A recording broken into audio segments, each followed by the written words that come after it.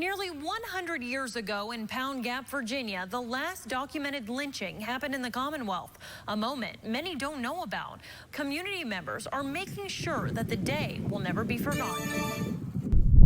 This was something that the Historical Society had talked about years ago, and we couldn't decide what we needed to do.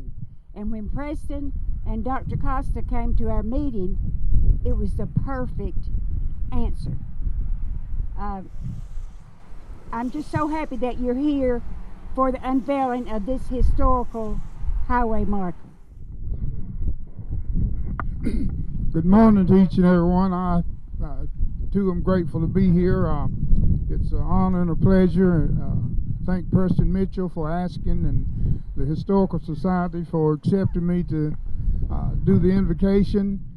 Growing up in Fleming Neon in the 50s and 60s, Pound, Virginia was a great place to visit. Had no idea of the things that had took place on this mountain, but that didn't affect the people in Pound.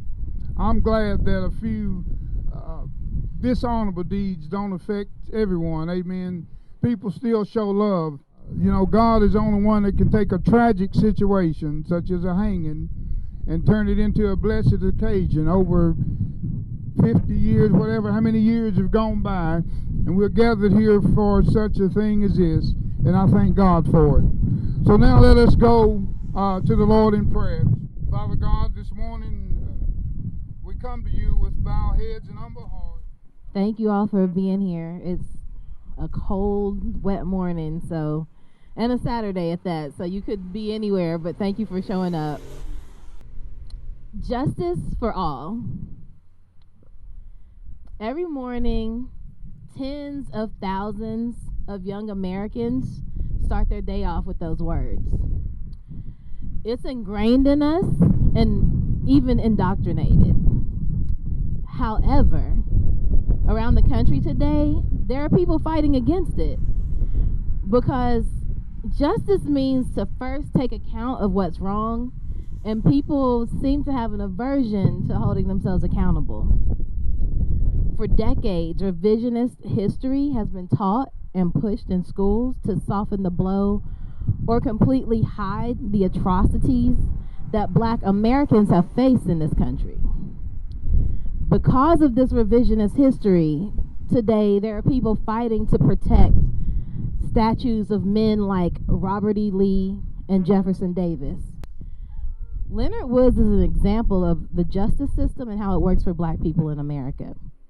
On May 25th, 2020, we all saw how that works with our own eyes when ex-officer Derek Chauvin kneeled on George Floyd's neck until he died, executing him for a crime which he would never be tried, let alone convicted.